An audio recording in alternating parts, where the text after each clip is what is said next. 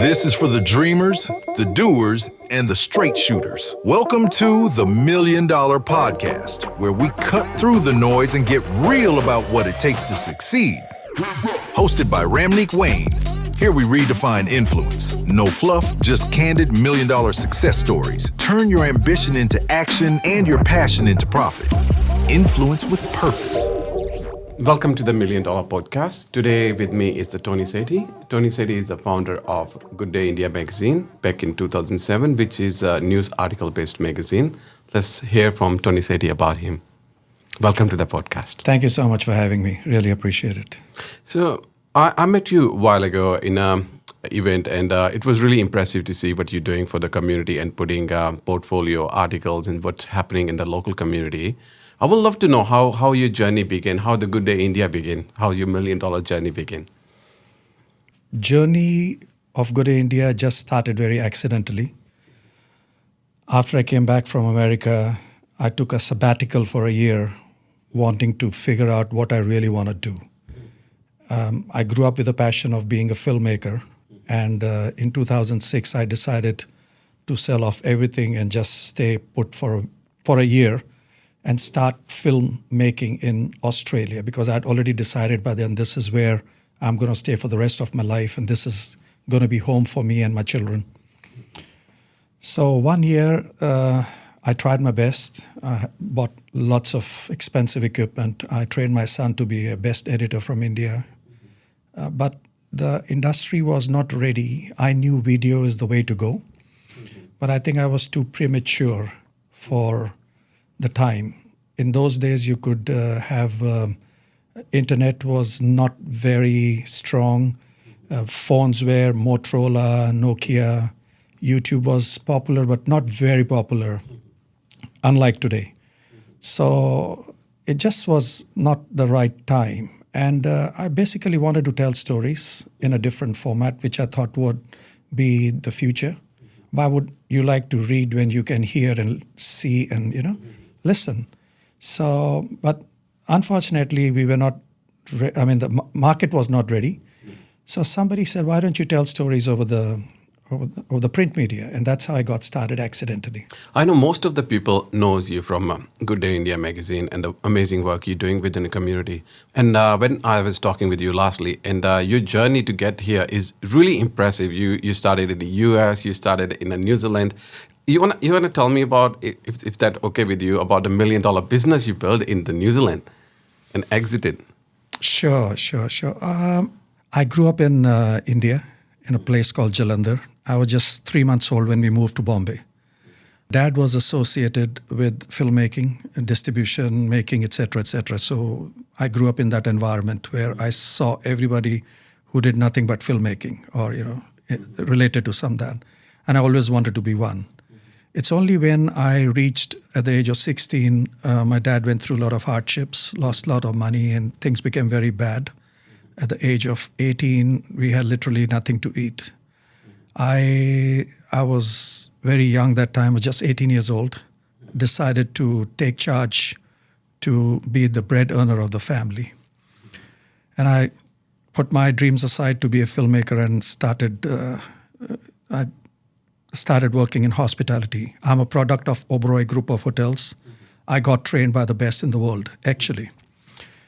4 years there, my dreams were very big. I knew that India could be not my place for the future. I wanted to leave. I went to Middle East, then I finally came to Australia. I was here in 86, 87. After 5 years here, I got an opportunity to go to New Zealand to start a different business in clothing. It did very well in the first year, made lots and lots of money, and then there was an opportunity to get that business opened in United States, which I started. So between 1993 to 1997, we had businesses in sort of New Zealand and America, and I had to shuffle between two countries. My wife was my backbone. She used to look after the family, plus travel with me at times, but I had to come back to New Zealand from America almost every 3 to 4 weeks, stay there for 10 days, go back again, till I realized this is not what I really want. Living and working in New York, I've seen the best of both worlds because originally I come from Bombay. So New York, Bombay, and living in New Zealand, I've seen the contrast in life. So that's where I took a decision that I want to come back to Melbourne and find a middle lane where I can, raise my family to the best of ability and do what I have to, because there is much more to life than chasing dollars. Yep. And I think sometimes you can't put a price on it. Yep. And it's really interesting hearing you, because there's two concepts out there. The people either say, do whatever it takes or do whatever you love. I think you bend it together. You want to do whatever you love, but buy whatever it takes. That's amazing, listening to that part. And while I was talking to you earlier, and I was talking about $1 million podcast and $1 million startup, and your mindset is amazing. You were like, $1 million, you can build a business that in months. So what $1 million mindset look like for you? I think the real experiences you gain, and not necessarily that everywhere you put your hand in, you're going to be successful, but you're going to sort of gain a lot of experience. I mean, you can be very close to hitting a big jackpot and making millions, but then you realize, is that what I want? Is that the path you're going to take? And if you are because I believe your growth is based on many things, not just financially, but spiritually, you're conscious, a lot of things, and you take priorities as you get refined in life, as you grow up. Your goals are very clear what you want, and so that's a decision I took many times. If I had to just chase dollars, I would be in a different place. But I decided that I can do it. It's not a big deal. But I've learned so much that let me go and chase the bigger things in life, that gives me more happiness. Because you only have one life. And, in the end of the day, there's only one truth, that whoever is born is going to exit one day. It's interesting. Sometimes I laugh. I'll be like, one life is not enough. There's a lot to do. And one life, it's not enough. And it's nice hearing you. And now when you was talking about the value, before I jump into that one, I would love to hear the challenges you face as a founder of Good Day India. What's the $1 million challenges look like? Because as you mentioned, it's the age of digital era, everybody on the phone, and there is a magazine out there. What the biggest challenges you face? Fortunately, when I started Good Day India, there was no challenge. But I think the biggest challenge I faced when I came to Australia in 86, 87, and I had made up my mind that I don't want to work for anyone, because I had worked for the top hotels. I've been getting awards after awards, left, right, center, for being an outstanding performer in everything. And I took that decision after 9 years working in hospitality that I'll do something on my own. So in 87, I started my business. I took a restaurant in Melbourne what I had heard is location. And you couldn't get a better location than corner of Chapel Street and Toorak Road. There was an existing Indian restaurant. I took over. In those days, in 2000, in 87, I think there were about 6 to 7 Indian restaurants. People really didn't know what Indian food was at that time. They thought it's only chili and hot food. But compared to now, there are about 600-700 restaurants around there. So the moment I took the restaurant, the business, in 88, I think we had the biggest share market crash. The amount of bankruptcy that happened during that time was unbelievable. A lot of businesses were going bust. I was in a place where the rent was through the roof because that was the best location in Melbourne. There was no Docklands. There was no South Bank. There was nothing actually. And the only Lygon Street and Chapel Street, they were the two renowned places. So we couldn't make ends meet. And I was not a chef as such. I knew a lot of French cooking working in Oberoi's. I was trained for that. But Indian food was a big no-no for me. So I had a restaurant, I had to pay massive overheads, and I didn't know how to cook, and the chefs were trying to play. And that's where I went behind, started to learn how to cook, how to, stabilize your business, and not only stabilize, but sort of make it positive. And to add more to the story, I sort of went through a lot of personal things. The loans were through the roof, the interest rate was very high. I also lost my father around that time. So those 2-3 years were the most challenging years. And if I could come out of it, nothing in the world would be difficult after that. And touch wood, that sort of taught me so much, that nothing for me is a problem. If I want something, by the grace of God, if I'm destined to and it's going to be good for me, I'm going to go for it. And as you mentioned, the challenges in that era, sorry to hear that time you lost your father as well. What have you keep going? Always trying to refine yourself. Something that keeps you going always is you need to, before you sleep in the night, you always need to know why you're here. You're not accidental. There are, you've got a life. There has to be some purpose. Are you happy? What you're doing, is that making a difference? Are you giving back to the community? You're giving back to your loved ones? Are you just self-centered? Are you doing the right thing? And if you have answers that you are on a right track, and when you see others, how they sort of respond to it or how it changes their life, that keeps you going, actually. And the happiness you get when you see them achieving, and when you give something, it's sort of unexpected, and that keeps you going. And there's always so much to do. One lifetime is not good enough, as you said. So there is always so much you can do give back. Yeah, same time, I believe like life purpose is really important as well. Like when I talk in a community, people always say Tonee Sethi is the man of the word. He do what he committed to do as well. I'm like, that's amazing value. So what's Good Day India's purpose? In 86, 87, there were not too many Indians here. I remember I saw an Indian after 2 days in Swanson Street, and I crossed the road and I said, "Are you from India?" He said, "No, I'm not from India, I'm from Fiji." I said, "Good enough, at least you speak Hindi." Those were the days when people were coming from India somehow. Used to tell them, "Can you bring me some turmeric powder or coriander powder?" There was not enough Indian groceries. There not enough, coriander was unheard of. So there was a time where lots and lots of people started to migrate from India here. And there was, migration wasn't, they came here to study and then finally settle. There were a lot of issues the community started to face. Lot of curry bashing, there's to think, and all that stuff. And all of a sudden, Indians had a bad reputation out there that Indians are nothing but working in 7-Eleven or they work as security guards, taxi drivers. They are sort of not, they're taking our jobs away. And I said, no, this is not what India is all about. India is about long-term devotion, hard work, ethical living. And I think there's a time that if you don't stand behind your community and if you don't say the good things we do and go out there in the wider market, nobody's going to respect you.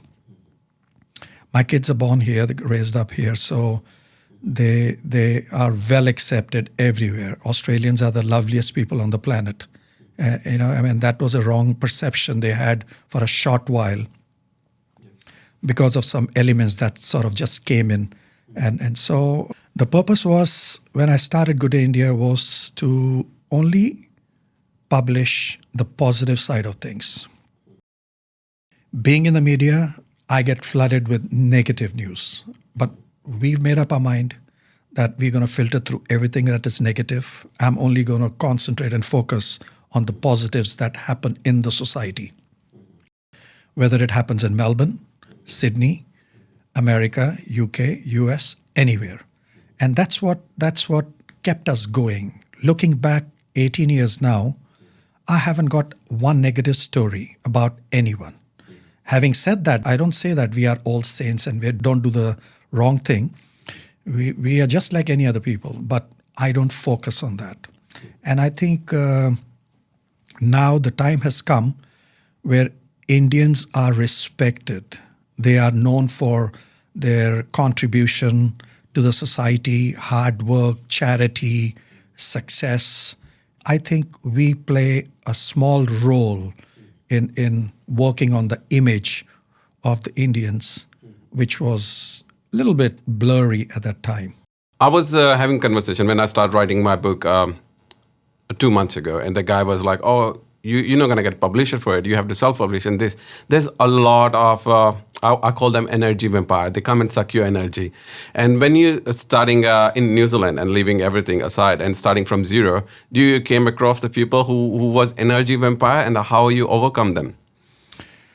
They are all over. I mean, but once I think I do believe in spiritual growth. I'm religious. I do my meditation. I do my prayers, and you sort of you understand.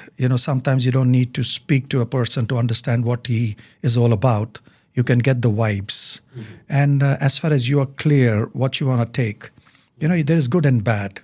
And, you take only things which are good. Even a person who wants to say bad to you, you can take something good out of it.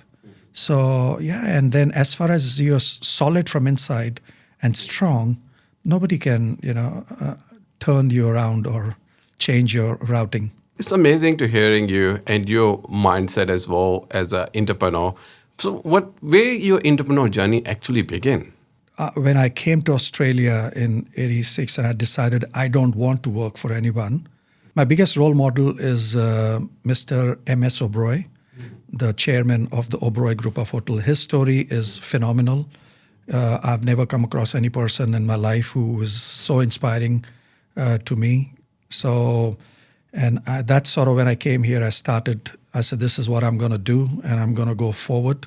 When the first business I started, which was a restaurant, and the amount of hardships I had to go through, I think that's where my entrepreneur journey started, because it is not about what you want to do, but what time has to throw at you and the challenges.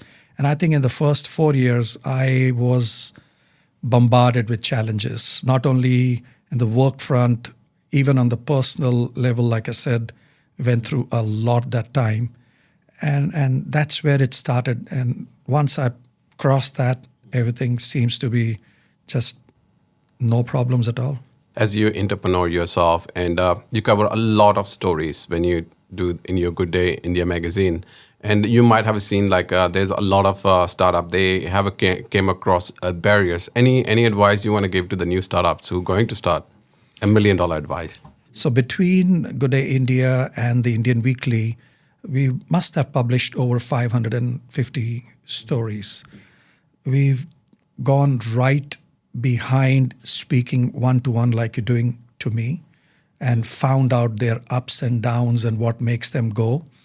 And it is amazing what you learn out of it. And I think in the end of the day, anybody who's starting off, my piece of advice would be have a long-term goal in mind. If you don't lose if you lose initially, doesn't matter as far as you've learned from here. You don't think it's a loss financially.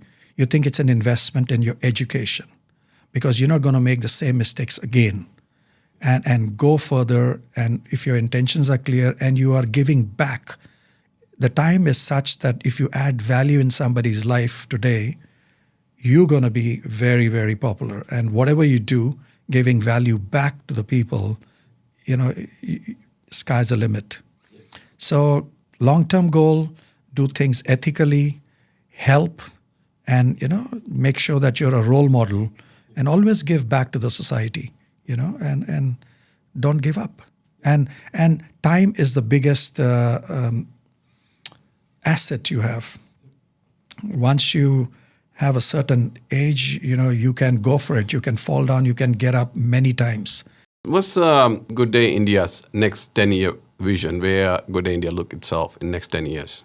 Few years ago, if you're not in the newspaper, you don't exist. The only mode of communication or informing people used to be only through the news media. But in today's time, digital is very, very popular. The attention span of people, what it was, what it is now, is totally different.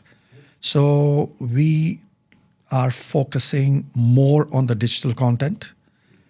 We're going to see our brand across all platforms digitally. We have been working on it for last 1 year, but we haven't released or published anything yet. Hopefully in a month's time, you will see Good Day India's got the same reputation and same love from the community which it had for the last 18 years. It was nice hearing you, Tonee, all your journey, entrepreneur journey, how it started from the restaurant and where you're leading it. And thanks for mentioning you're going to focus more on digital media. I have some question here from my audience, and can I go ahead with some questions? Please Yes. go for it. The first question, Tonee, I have for you. Do you think the future of print has a spot in the future of media? If where do you see in the future and where $1 million can be made? See, I think it's a natural evolution from passing the word around. Previously, print media was the only way of passing on your message, but today digital media is there. But print media is the oldest platform. It's got reputation. It's got credibility. Print media is tangible. Digital media is not. You can't see it.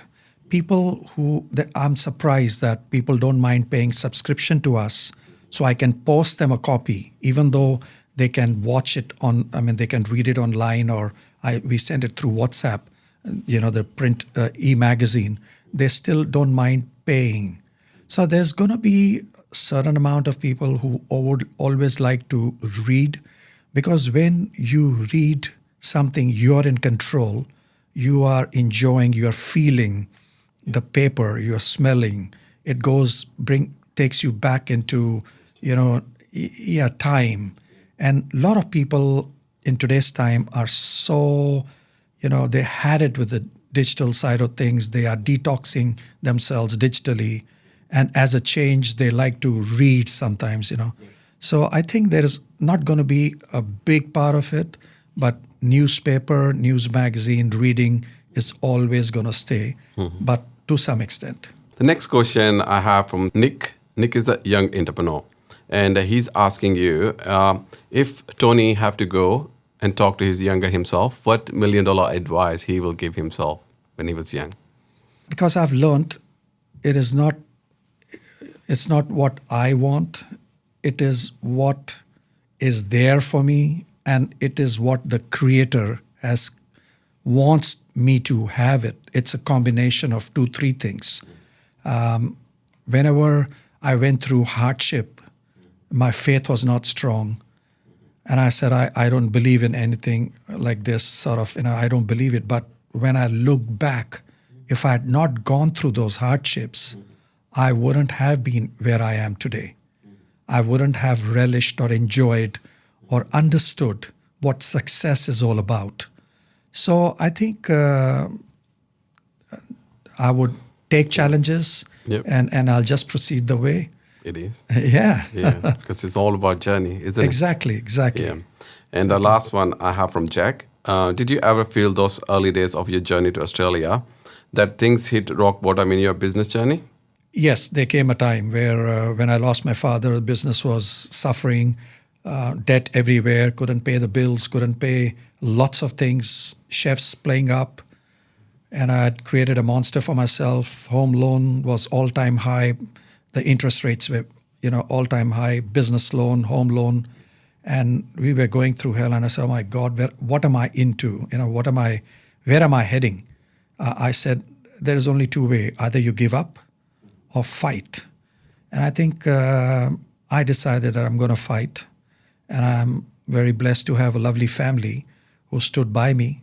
I think a day at a time, we sort of came out and sort of, had victory in the end of the day.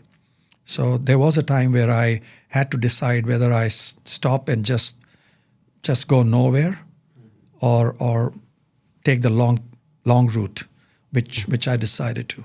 It's interesting to hear that, because I came across certain scenario in my life as well. When I'm back in India, I always have a big dream. I want to be something big. But my family was like, oh, what are you doing? Just study and settle down. And yeah, the things, they are something sometimes have you keep going. It's really nice hearing you. And there's the next question. That's a really interesting one. Came from my friend Liliana.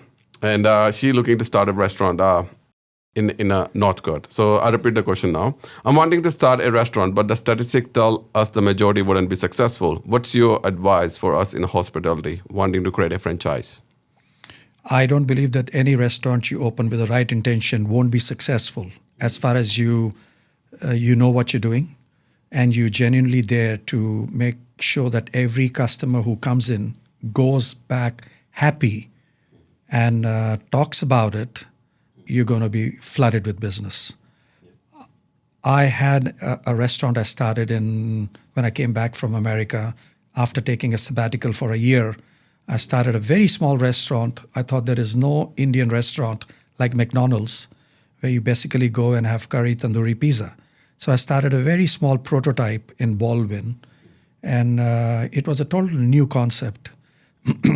I think I was the first one probably who started gourmet pizzas. Yep. I had 5 Indian pizzas called Punjab, Delhi, etc. So with all the state favorite toppings. And I think in 3 months' time, a small restaurant, which started with probably when we opened, we had 4 people. The second day, we had like 5. In about 3 months' time, there was a queue outside, people lining up. And we used to turn over 2 or 3 times because everything was set up right with all the experience I had, that every customer who came in was getting the best and something I had set up in a way that I could maintain it and sustain it. Not that when you have a full house, your service goes down or quality of the food goes down, if you maintain and sustain and look after your clients, there is no way you can lose money because people like to eat outside and you need to be clean. You need to be very hygienic. We had an open kitchen, people could see. And if you're a vegetarian and you came to my restaurant, you'll never find the same ladle used for beef used to make your vegetarian things. People used to come and trust us. Yeah. Even the pans we used to make the pizza in, if you're a pure vegetarian and you want to have a vegetarian pizza, I'm not going to use the same hot plate that has got chicken cut on it or the slicer, using the same slicer, has to make sure that I respect your I think that's came back to an article I recently writing, like look at your product, make it differentiate, look at your audience, what they want with the right pricing and the right place, you can deliver that model, isn't it? Exactly. Thank you. Thanks for your time today, Tonee Sethi, for coming on the podcast. And for my audience, if you want to know more about Tonee Sethi, you can find more in our show notes, and you can reach out to him directly if you have any question. And that wraps up this episode of the $1 Million Podcast. I hope you found today's insights as inspiring and actionable as I did. Remember, the journey to success is a marathon, not a sprint. And every step you take brings you closer to your goals. If you enjoyed today's show, don't forget to subscribe, rate, and leave us a review. Your support helps us bring more incredible guests and valuable content every episode. Got questions or feedback? We'd love to hear from you. Connect with us on social media. All the links are in our show notes. Until next time, keep pushing boundaries, stay inspired, and remember, success is a journey, and we're just getting started.